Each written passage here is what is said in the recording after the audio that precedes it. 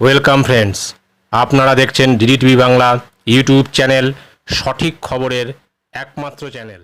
নমস্কার। প্রাথমিকে শিক্ষকের সংখ্যা বেড়ে হল 2,06,384, মাধ্যমিকে কমে হল 1,64,771। দেখে নিন হিসাব নিকাশ। সাম্প্রতিক প্রকাশিত এই প্রতিবেদনটি আমরা বিস্তারিত জেনে নেব।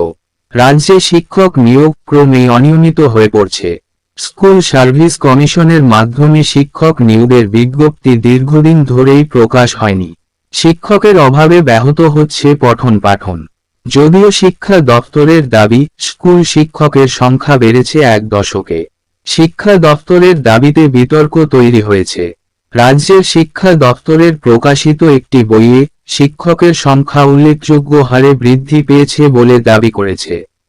পরিসংখ্যান অনুযায়ী উচ্চ প্রাথমিক ও মাধ্যমিক মিলিয়ে 2011 ও 2012 সালে যেখানে শিক্ষকের সংখ্যা ছিল 1,67,482, সেখানে 2022 ও 2023 সালে তা কমে দাঁড়িয়েছে 1,64,771 জনে।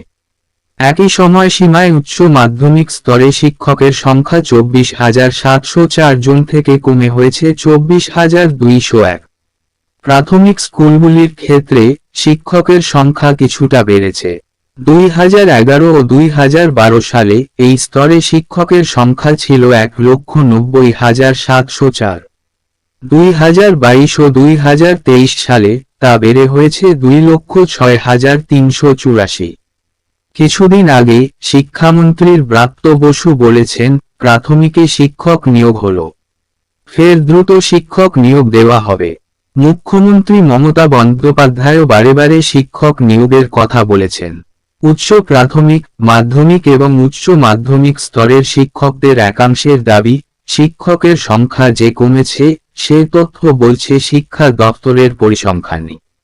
বস্তুত যতজন শিক্ষক কমেছে বলে দপ্তর জানাচ্ছে, প্রকৃত সংখ্যা তার চেয়ে বেশি। বাস্তব হল, বহু স্কুলে শিক্ষক না থাকায় পঠন পাঠন বন্ধ হওয়ার মুখে।